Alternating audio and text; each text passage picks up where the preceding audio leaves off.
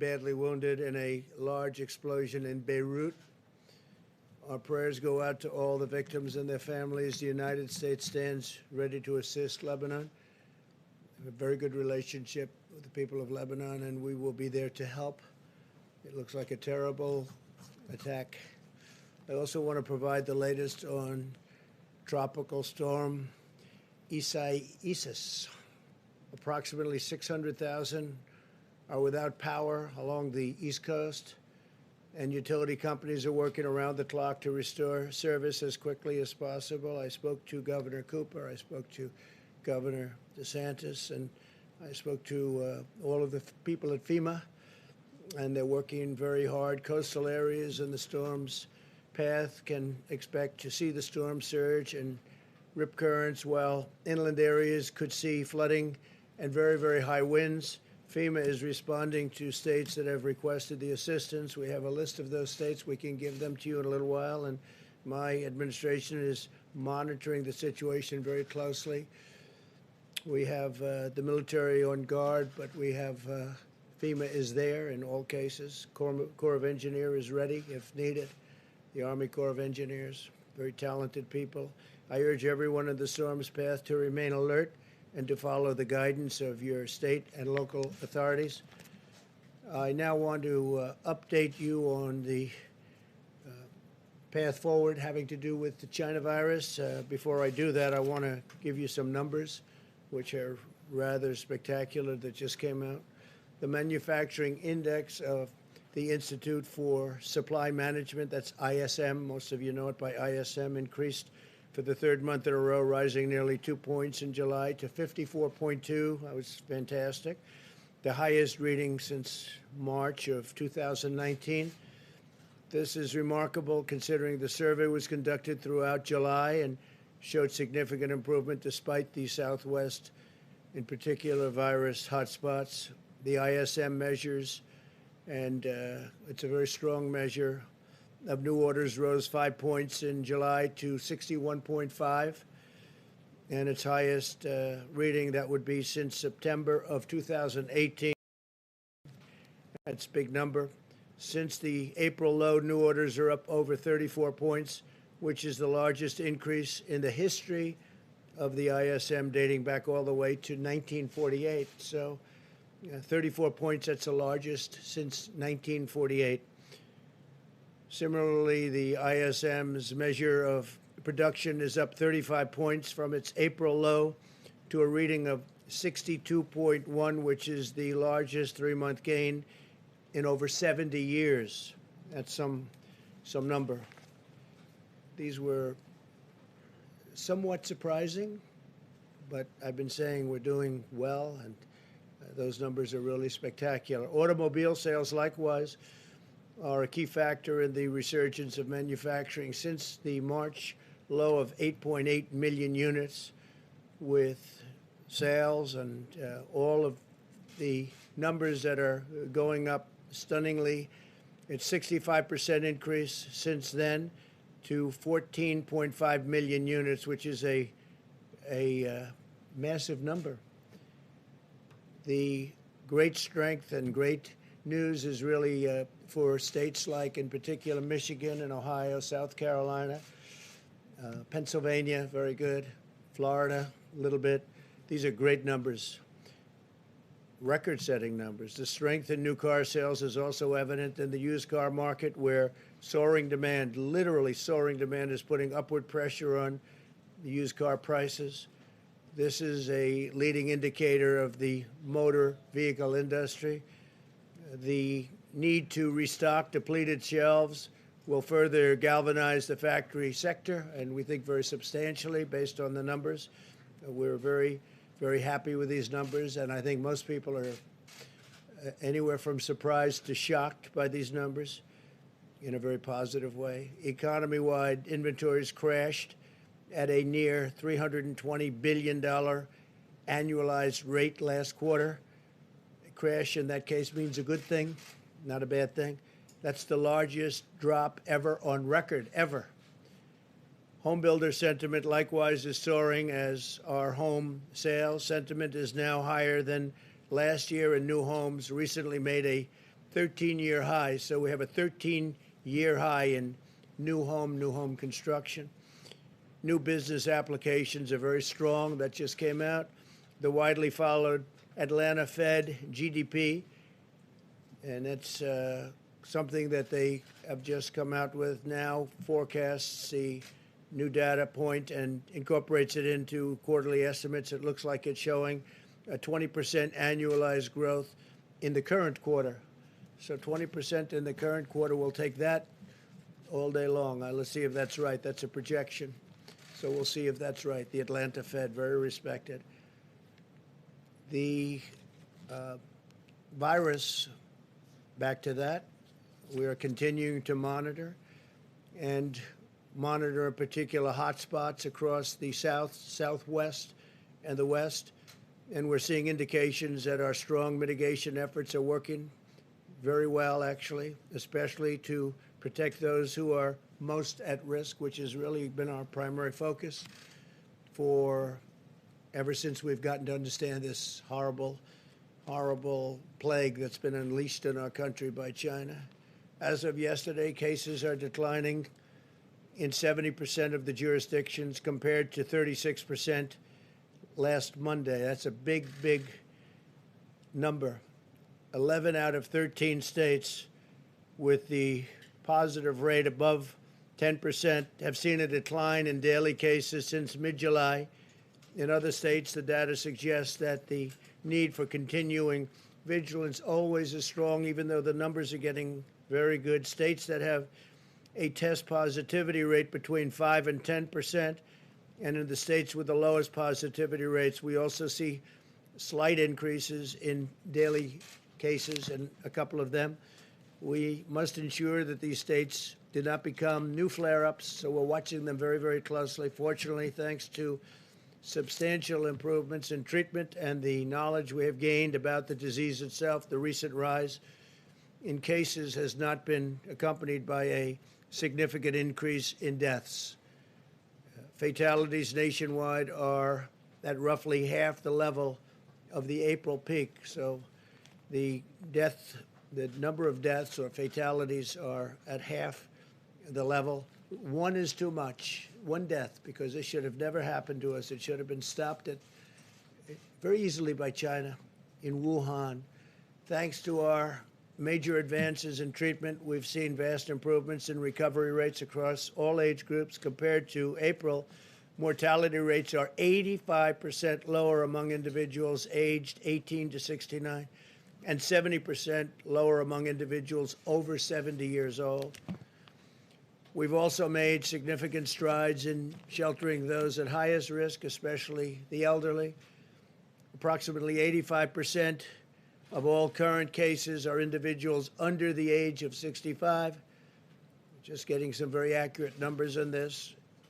And these are people who are generally at a much lower risk of complications. Since the pandemic began, nearly half of all fatalities have been at nursing homes or assisted living centers. That's an incredible statistic when you hear that number. This data underscores that the best path forward is an aggressive strategy focused on protecting Americans at highest risk. As we race toward the development of a vaccine, we must continue to take extraordinary precautions to shield the elderly, and we're doing that. We're doing that at a level that we've never even dreamt possible, both with testing and with common sense. And those with underlying conditions, especially the elderly with the underlying, whether it's heart or diabetes, they seem to be the two most predominant conditions that cause tremendous problems, while allowing those at lowest risk to carefully return to work and to school.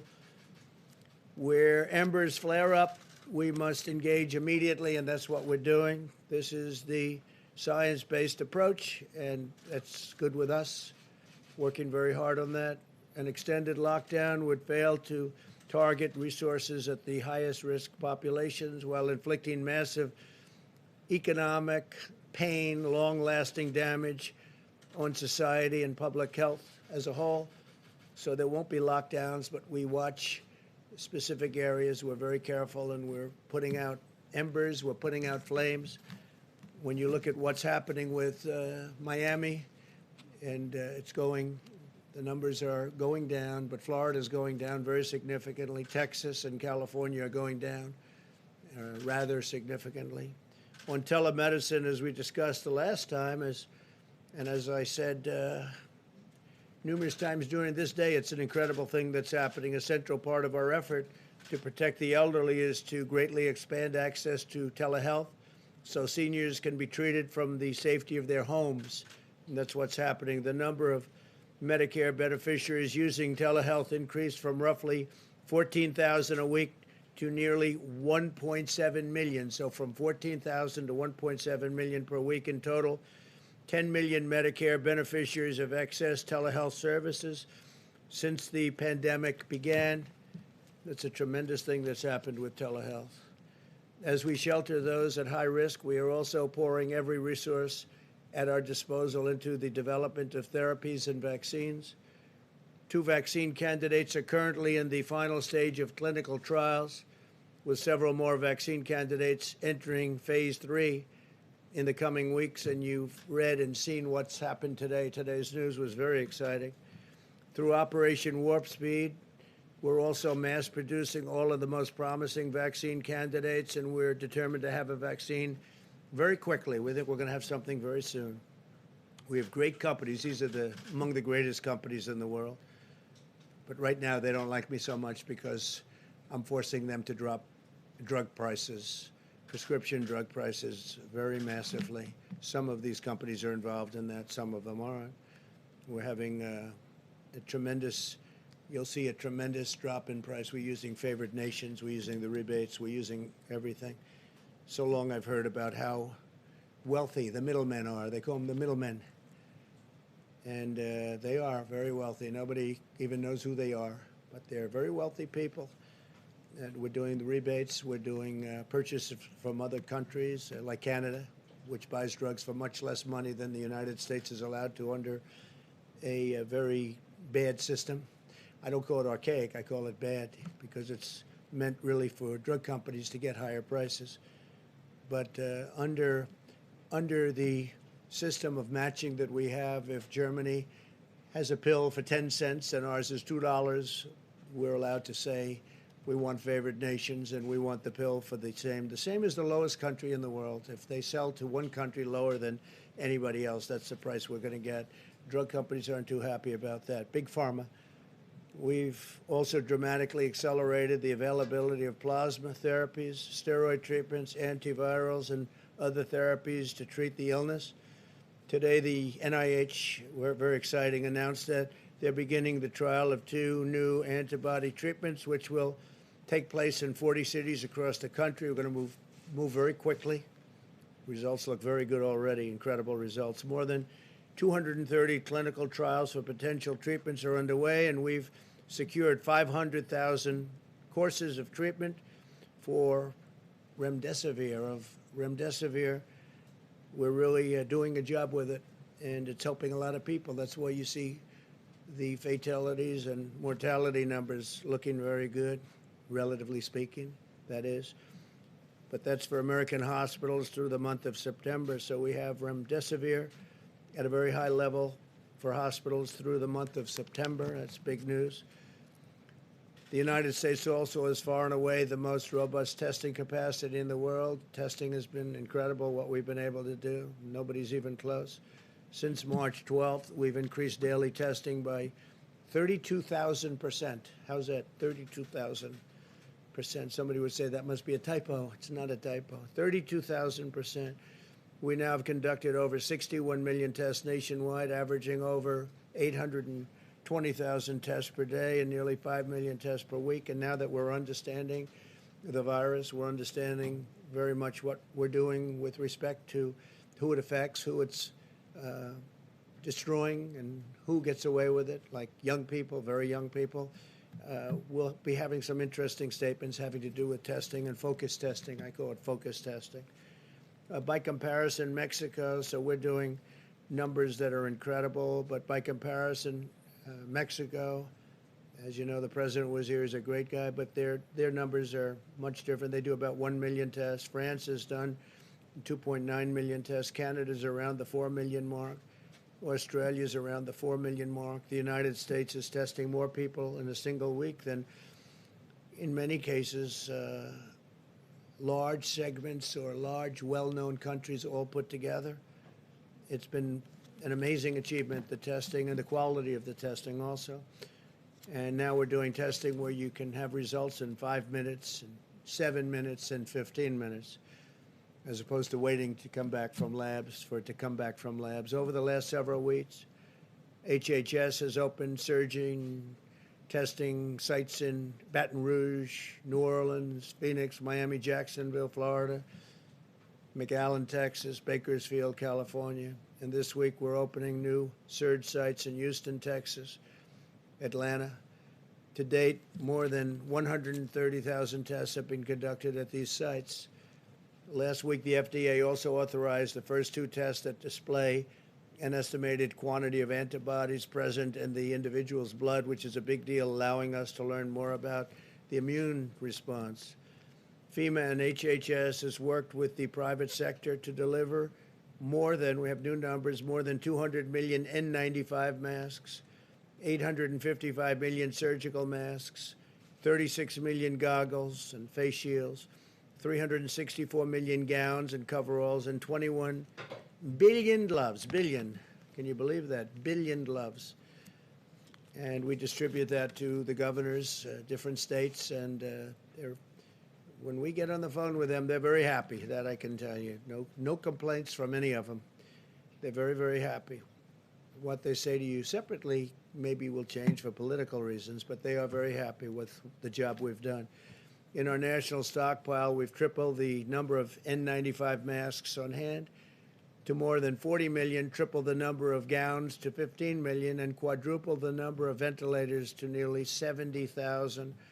These numbers are growing every day, and we're now making thousands of ventilators, many thousands of ventilators a month, and we're getting them to other countries who are desperately in need of ventilators. They're very hard to produce. They're very complicated machines. So we're fully stocked here, and we've made sure that every state is fully stocked, but we're getting them to a lot of countries that need help. We'll continue to work with the governors and local authorities to help them ensure significant hospital capacity, protective equipment, supplies, and medicine. I'm more confident than ever that we will get a vaccine very soon, and we will defeat the virus. And I want to thank you all for being here. We'll take a few questions.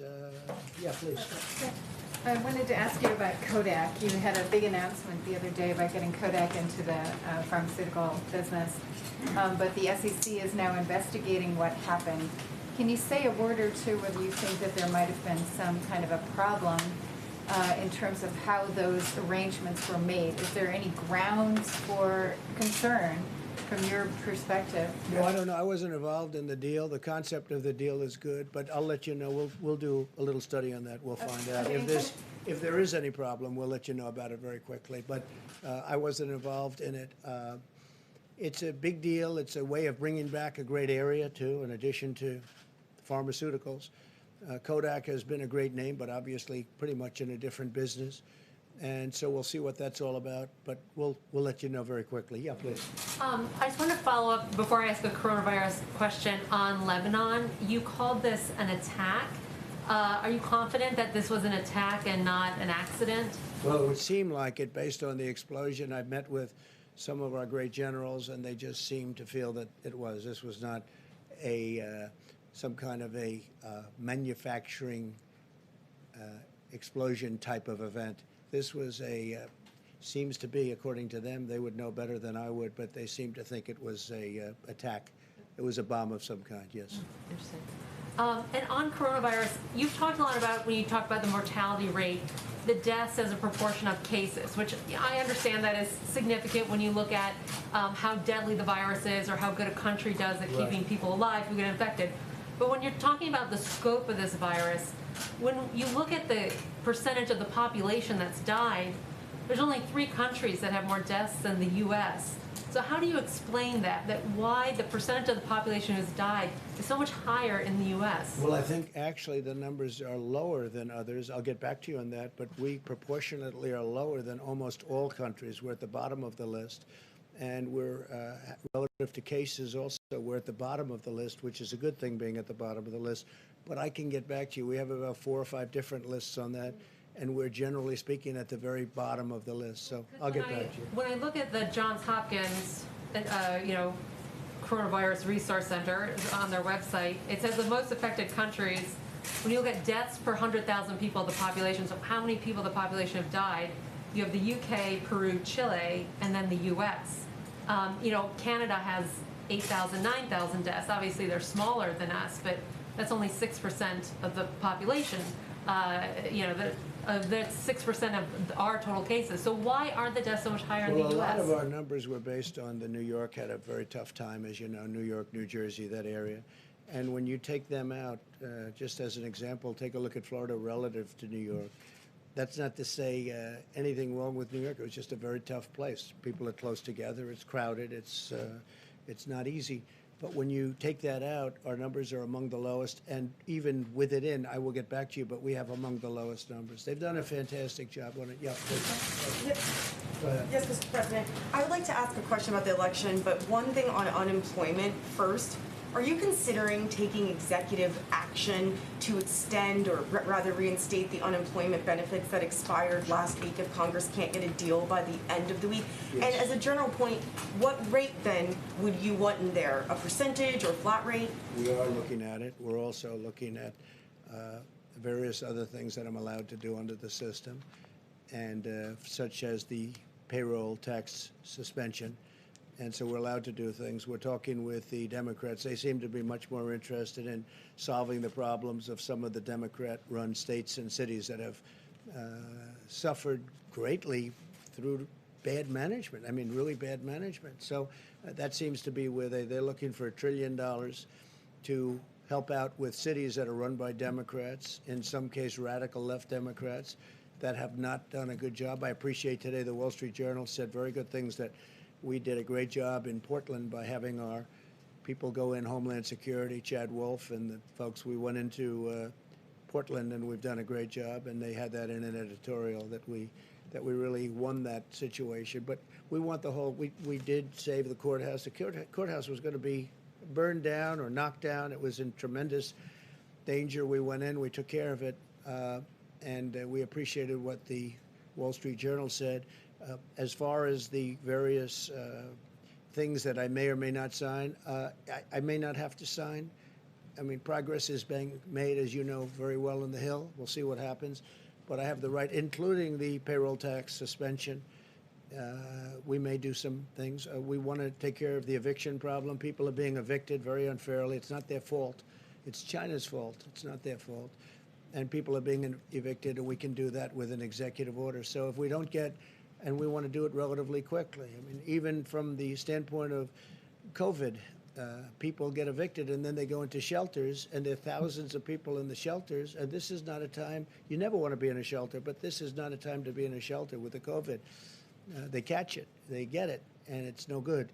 So I may have to do something on evictions too, because the Democrats amazingly don't want to do it. We offered them short-term deals, and we offered them lots of alternatives, but so far, the only thing they really want to do is bail out states that have been poorly managed by Democrats. Okay? And if I could on the election, sir, can I? President Trump, on the sale of TikTok, you're basically arguing that the U.S. government is going to collect a cut from of a transaction, including 2 companies, in which it doesn't hold a stake in.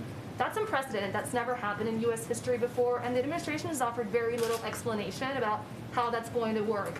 Can you back your statement up and provide specifics about how that Did you say would that's work? impressive? Did you actually use that term? I said it's unprecedented. Oh, well, it's almost the same thing. Not quite. I like it. I like impressive. I like impressive. Not quite. Close. So TikTok. TikTok is very successful. It does tremendous business in the United States. People are riveted by it. I mean, I have many friends, when they saw that announcement, they're calling. I think their kids love it. They don't, because they don't get to see their kids anymore. But they are. It's an amazing thing, whatever it may be. And I told Microsoft, and frankly others, if they want to do it, if they make a deal for TikTok, whether it's the 30% in the United States or the whole company, I say it's okay, but if you do that, we're really making it possible because we're letting you operate here. So the United States Treasury would have to benefit also, not just the sellers. And I said, inform. Very simple. I mean, we have all the cards because without us, you can't come into the United States. It's like if you're a landlord and you have a tenant, the tenant's business needs a rent. It needs a lease. And so what I said to them is whatever the price is, a very big proportion of that price would have to go to the Treasury of the United States. And they understood that. And actually, they agreed with me. I mean, I think they agreed with me very much. Yeah, please, in the back. Thank you, sir. So that deal may or may not happen. We've given them till September 15th or so, and we'll see if we can have it and if they can be great security, meaning the obvious security.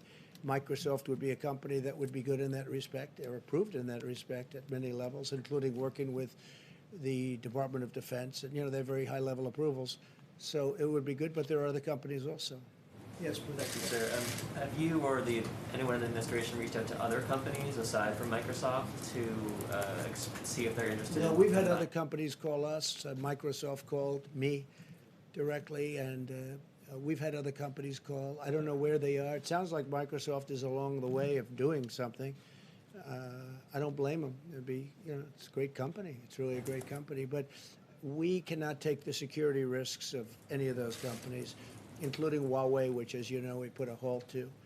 But we can't take the security risk. I think our attitude on China has changed greatly since the China virus hit us. I think it changed greatly. It hit the world, and it shouldn't have. They should have been able to stop it. So we feel differently. I just don't know. When you lose so many thousands of people, and ultimately it'll be millions of people around the world. It's a terrible thing that happened to the United States and Europe and the entire world. Really a terrible thing. Yes, please. Thank you, Mr. President. I have two quick questions, one on the virus and one on policing. On the virus, you said recently that there can be too much testing. Can you explain what the downside would be from testing too many Americans for the virus and why you haven't provided a date by which all Americans might have the same kind of testing that we have here at the White House? Well, we do more testing than anybody in the world, as I explained, and I don't mean just a little bit. If you look at India, they're at about 11 million, and we're at 61 million. And there comes a point when you want to focus your testing in a different way, and we'll be announcing something. What we've done is incredible with the testing. Not only the testing, not only the number of tests, but also, very importantly, the quality of the test and the machinery itself to do the testing. Nobody thought it would be possible to get a 5-minute and a 15-minute result. That's a very accurate result, and we do with Abbott. Abbott Laboratories has done a great job. Many of these companies have done an incredible job. So we're looking at that very strongly, and we're looking at doing something that if we do it, look, right now what the testing is doing is helpful, but we're spending massive amounts of money, and we want to have it channeled very accurately. We want to be able to help the most people we can. But we are testing at a level that no country in the world, and I've spoken to the leaders of the world, and they'll ask me about it, no country in the world thought it would be, it's even believable that we're able to test so much. 61 million versus, most countries don't even test. When they test? When somebody's feeling badly. If somebody's feeling badly, they're symptomatic, that's when they test. And that's a big difference. With us, we go around and looking, because if we find spots, we find hot spots. One problem is, from the standpoint of the media, we end up with far more cases than we would normally show. So it's, as I called it the other day in a statement, I said it's called media gold. For the media, it's gold. But the truth is, we've done an incredible job in testing. Nobody in the world has done the job. Other leaders have told me the same thing. They can't believe we're able to do it. And we will continue. But we want to really be able to test very specifically the people that are in most danger, most in need. Thank you, Mr. President. I wanted to ask you first about what you tweeted out earlier today in regards to Florida and your comfortableness as it relates to mail-in ballots for Florida. Okay, I'm glad you're asking. Why does that apply to Florida and it doesn't apply to mail-in balloting across the country? So Florida's got a great Republican governor, and it had a great Republican governor. It's got Ron DeSantis, Rick Scott, two great governors. And over a long period of time, they've been able to get the absentee ballots done extremely professionally. Florida is different from other states. I mean, in Nevada, where you have a governor, he said, let's just send out millions of ballots, and the post office cannot be prepared. I haven't spoken to the post office about it, but I don't know how they could possibly be prepared. Florida has been working on this for years, and they have a very good system of mail-in, and that would be absentee or even beyond absentee. So in the case of Florida, there aren't too many people that would qualify. They're so well-run. Florida's a very well-run state, low taxes, low everything. They've done a great job, really a great job. And the two governors, between the both of them, they've really got a great system of absentee ballots. And even in the case of mail-in ballots, the postal services are built up there. You know, it takes a long time. When you look at the Carolyn Maloney election, I think and I'll give you the story, I think you have to do that election over. That election's no good. You have to take a look in New York. They have thousands of ballots. They don't know what happened to them. Is there fraud? It's a disaster. And that's only for a relatively small number of ballots. But I think they have to do the election in New York over. The Times wrote a big story about it yesterday, front page story. It's a disaster. It's a mess. And they have to do that. I think they have to do that election over. Nobody can know what the election result is. So in the case of Florida, they've done a great job. They've had tremendous success with it. But they've been doing this over many years, and they've made it really terrific. So for Florida, you can mail in your ballots. You don't have to go. In maybe a couple of other states, they've worked out a system. But this took years to do. This doesn't take weeks or months. In the case of Nevada, they're going to be voting in a matter of weeks. And you can't do that. I can't imagine the post office could do it. All of a sudden, they're supposed to be dealing in millions of ballots. But Florida's done a great job, and we have total confidence that if you mail in your ballot in Florida, it's going to matter. Thank you all very much. Thank you. Thank you very much. What about in other states? Did you encourage voters in other states to request ballots, mail-in vote?